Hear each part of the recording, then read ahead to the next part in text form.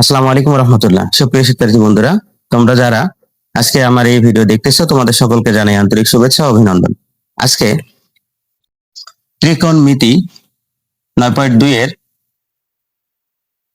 বিভিন্ন যে কোণের মান আমাদের বের করতে হয়, মনে রাখতে হয় বা ওগুলো দিয়ে ম্যাথমেটিক করতে হয়, এই মানগুলো কিভাবে আমরা ক্যালকুলেটর ব্যবহার করে খুব দ্রুত গতিতে এবং অল্প সময়ে কিভাবে মনে রাখতে পারি সেই দিকে লক্ষ্য রেখে আজকে আমার এই ভিডিও। আমি আশা করি তোমরা এই ভিডিও দেখলে ক্যালকুলেটর ব্যবহার করে তোমরা ত্রিকোণমিতির যে কোনো অনুপাতের মানটা বের করে নিতে পারবা এবং এর দ্বারা যে কোনো ম্যাথ সহজেই করতে পারবা। এছাড়াও ক্যালকুলেটর ছাড়াও এমনিতেই বের করা যায়। ওই বিষয় সম্পর্কে আমি অন্য একদিন আরেকটা ভিডিও নিয়ে আসবো ইনশাআল্লাহ। আজকে আপাতত ক্যালকুলেটর ব্যবহার করে কিভাবে দ্রুত গতির সাথে নির্ভুল ভাবে তোমরা এই যে অনুপাতগুলো আছে ত্রিকোণমিতিক এদের মান বের করতে পারবা সেই বিষয় সম্পর্কে দেখা যাক। দেখো, আমি তোমাদের সুবিধার জন্য এখানে ছকটা করে রেখেছি। আবার এই ত্রিকোণমিতিতে মানগুলো আমরা আরো সহজ করার জন্য, ক্যালকুলেটর থেকে বের করা আরো সহজ করে মনে রাখার জন্য এখানে এই যে ত্রিকোণমিতির যে বিপরীত সূত্র আমরা পড়ছি, এই বিপরীত সূত্রের যে তিনটি আমি লিখে রাখছি: সাইনের বিপরীত 1/কোসেক, কসের বিপরীত 1/সেক, ট্যানের বিপরীত 1/কট। এই মানটা, এই সূত্রটা দিয়ে আমরা এখানে মানটা অনেক ইজিলি ভাবে বের করতে পারবো এবং মনে রাখতে পারবো। সেটা আমার জন্য আমাদের জন্য অনেক সহজ হবে। দেখো, আমরা তাহলে কিভাবে করব দেখা যাক। দেখো, আমরা সাধারণত যে কোণগুলো ব্যবহার করে থাকি সেই কোণগুলোই দেখাচ্ছি তোমাদের। 9.2 এর দেখবা যে অনুশীলনীর অঙ্কগুলোর আগে এই ছকটা আছে। এই ছকটা ওখানে আছে যেভাবে, আমি তার একটু অন্যভাবে সাজাইছি। ওখানে সাইন আছে, তারপর কস আছে, তারপর অন্য কিছু আছে। আমি আমার মানটাকে একটু সহজ করে বের করার জন্য এবং সুবিধার জন্য সাইনের পরে তার বিপরীতটা কোসেককে লিখছি, কস লিখে কসের পরে তার বিপরীতটা সেককে রাখছি, আর ট্যান লিখে ট্যানের পরে তার বিপরীতটা কটকে রাখছি। তোমাদের বইয়ে যেভাবে আছে তোমরা ওভাবে চাইলেও মনে বের করে নিতে পারো, তবে এইভাবে লিখে রাখলে তোমাদের কাজটা সহজ হবে। দেখো, আমরা তাহলে শুরু করি। প্রথমত আমরা হচ্ছে 0 ডিগ্রির মান বের করি। দেখতে হয় যে কোনো অনুপাতের ক্ষেত্রে 0 ডিগ্রির মান থাকে। তারপর হচ্ছে 30 ডিগ্রির প্রয়োজন হয় আমাদের, 45 ডিগ্রির প্রয়োজন হয়, 60 ডিগ্রির প্রয়োজন হয় এবং 90 ডিগ্রি। এই কয়টা অনুপাতের মানের কোণের অনুপাত বের করার প্রয়োজন হয়। এজন্য আমি এই কয়টা লিখে রাখলাম। এবার দেখো আমরা কিভাবে ক্যালকুলেটর ব্যবহার করে মানগুলো বের করতে পারবো। সাধারণত দেখো, আমাদের ক্যালকুলেটরে সাইন, কস, ট্যান এই তিনটি মান দেওয়া থাকে। দেখো, তোমাদের যে হাতে তোমাদের যার হাতে যে ক্যালকুলেটর আছে, 100 MS হোক অথবা 991 যেটাই থাকে না কেন, যার সাইন্টিফিক ক্যালকুলেটর আছে ওগুলোতে দেখবা সাধারণত সাইন, কস এবং ট্যান এই তিনটি মান দেওয়া থাকে। তো আমরাও এইখানে এই তিনটি মান ব্যবহার করে বাকি মানগুলো কিভাবে সহজে বের করা যায় সেটা দেখবো। দেখো, প্রথমত সাইনের মানগুলো বের করি। সেটার জন্য তোমাদের যেটা করতে হবে, একটা ক্যালকুলেটর নিতে হবে, নিয়ে এখানে সাইন চাপতে হবে। সাইন চাপার পর যে কোণের মান আছে ওই কোণটা দিতে হবে, এখানে ডিগ্রি দিতে হবে না। তো দেখো, ওখানে সাইন 0 ডিগ্রি আছে, তাহলে আমরা সাইন 0 চাপে ইকুয়াল দিলাম। দেখো, মান চলে আসছে, সাইন 0 এর মান 0, আমরা সেটা লিখলাম।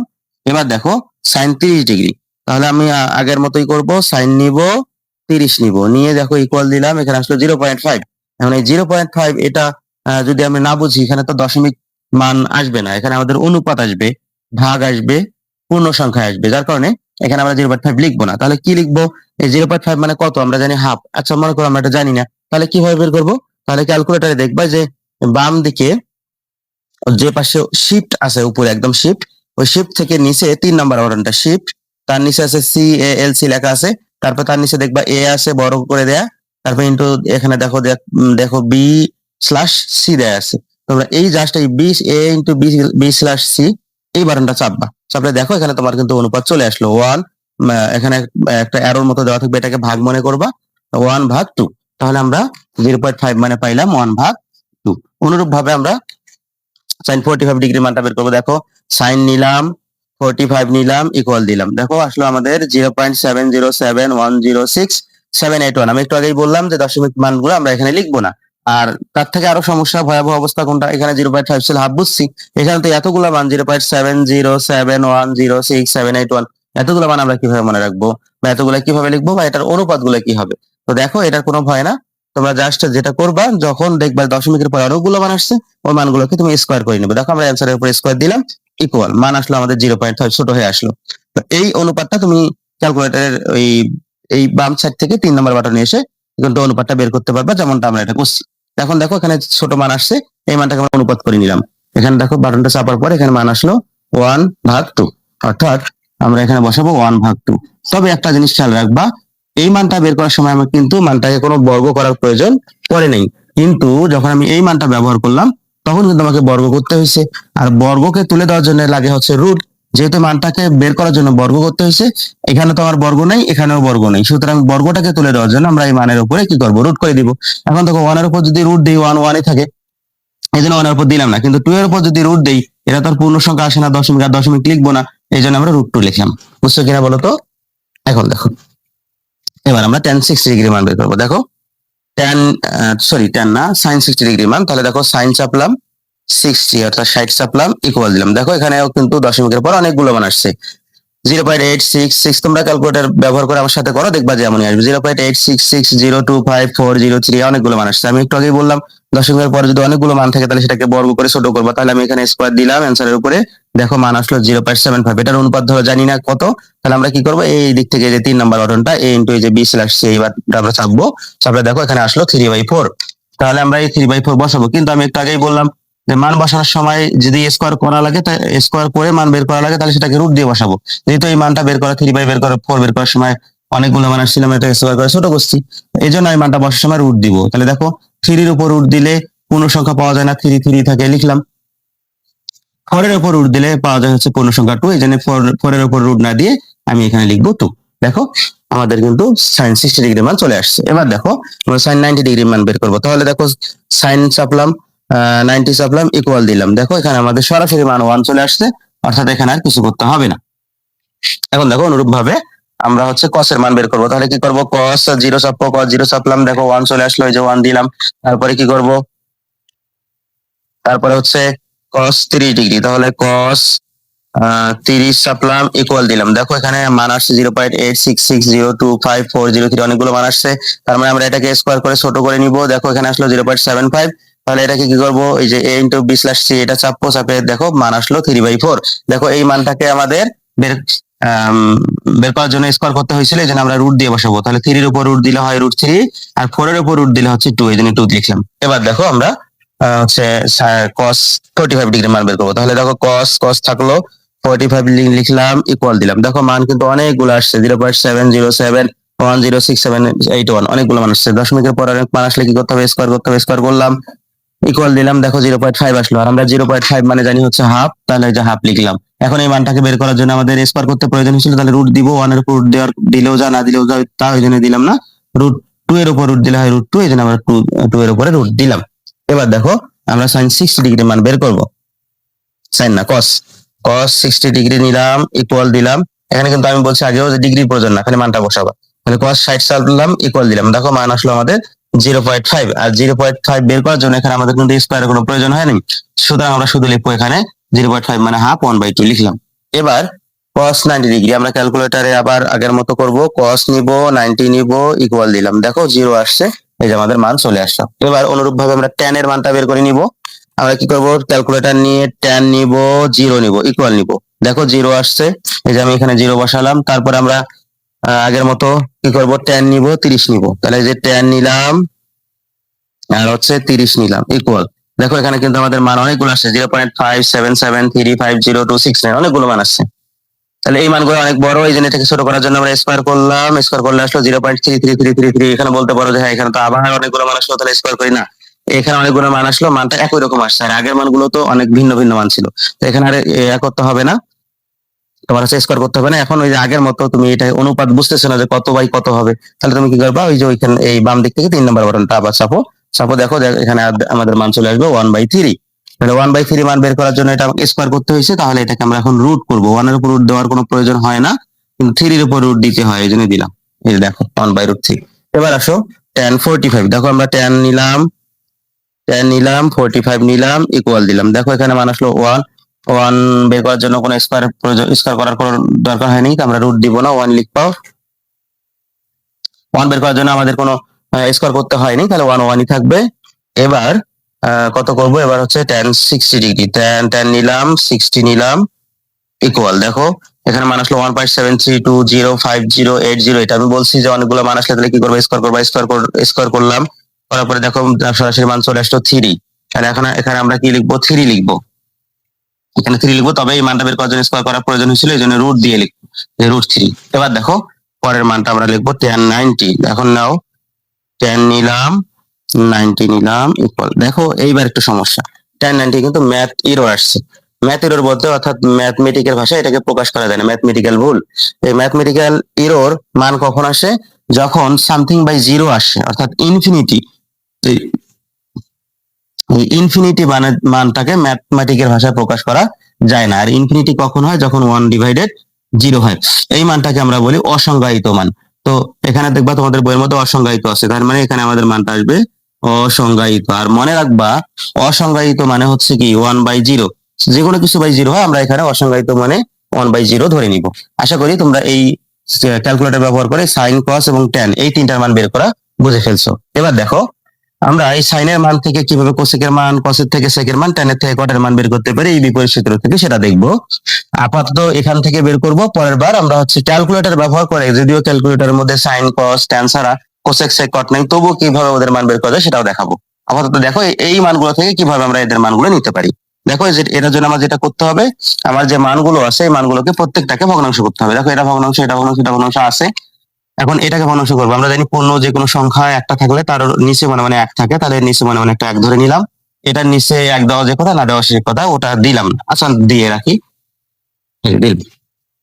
এবার দেখো আমরা কি করব, সাইনের উল্টা, যেহেতু কোসেক মানে সাইন ইকুয়াল হচ্ছে 1/কোসেক, মানে সাইন হচ্ছে কোসেকের উল্টা, তাহলে কোসেক হবে সাইনের উল্টা, এরকম কিন্তু। তাহলে সাইনের যে মান আসছে কোসেকের মানের জন্য সেটাকে উল্টাই দিতে হবে। উল্টাই দিলে কি হবে, নিচেরটা উপরে যাবে, উপরেরটা নিচে আসবে। দেখো আমাদের নিচে ছিল 1, তাহলে এবার 1 যাবে উপরে, আর উপরে ছিল 0, 1 0 আসবে নিচে। আমি একটু আগেই দেখালাম যে যদি উপরে 1 আর নিচে 0 হয় তাহলে সেই মানটা হয় অসংজ্ঞায়িত। সুতরাং আমাদের কোসেক 0 ডিগ্রি যে মানটা আসবে সেই মানটা হবে অসংজ্ঞায়িত। আমাদের ক্যালকুলেটর যদি কোসেক থাকতো এবং মান বের করা লাগতো, তাহলে সেই মানটা আমরা কিন্তু এখানে ম্যাথ এরর পাইতাম, যেটা আমরা হচ্ছে tan 90 ডিগ্রির ক্ষেত্রে পাইছি। সুতরাং কোসেক 0 ডিগ্রি মান হলো অসংজ্ঞায়িত। কিভাবে বুঝলাম? এই মানটাকে উল্টাই দিই। এবার দেখো আমরা এটাকে উল্টাবো, কোসেকটা হচ্ছে সাইন 30 ডিগ্রির মান যদি হাফ হয়, কোসেক 30 ডিগ্রির মান, তাহলে এটা উল্টে যাবে, অর্থাৎ 2 যাবে উপরে, 1 আসবে নিচে। নিচে 1 লেখার কোনো প্রয়োজন নেই, তাহলে 2 লিখে দিলেই কাজ শেষ। এবার দেখো এটা অনুরূপ, তাহলে √2 যাবে উপরে, প্রত্যেকটা উল্টাই দিব খালি। √2 যাবে উপরে, নিচে আসবে 1, নিচে 1 লেখার কোনো প্রয়োজন হয় না, লিখলাম না। এটা অনুরূপ করবো, 2 যাবে উপরে, √3 আসবে নিচে। এখানে 1 কে উল্টাইলে 1ই হয়, সুতরাং আমরা 1 লিখে দিলেই হবে। এবার দেখো এখানে দেখো সেকের মান, আমরা কসে জানি যে এই যে সেকটা হচ্ছে কসের উল্টা, তাহলে কসের যে মান আসছে সেকের মান তার উল্টা হবে। কসের মান আমাদের এখানে আসছে 1, এটা ভগ্নাংশ নাই, আমরা ভগ্নাংশ করে নিই আগে। এটা ভগ্নাংশ করে নিলাম, নিচে মানে মানে 1, এটা ভগ্নাংশ করে নিলাম, নিচে মানে মানে 1। এখন দেখো এই 1 কে উল্টাইলে 1ই হয়, সুতরাং 1ই দিলাম। এটাকে উল্টাইলে হচ্ছে নিচে, এটা নিচেটা উপরে, উপরেটা নিচে আসবে, অর্থাৎ 2 যাবে উপরে, √3 আসবে নিচে। এটার মান হবে কি, √2 যাবে উপরে, 1 আসবে নিচে, নিচে 1 লেখার দরকার নাই।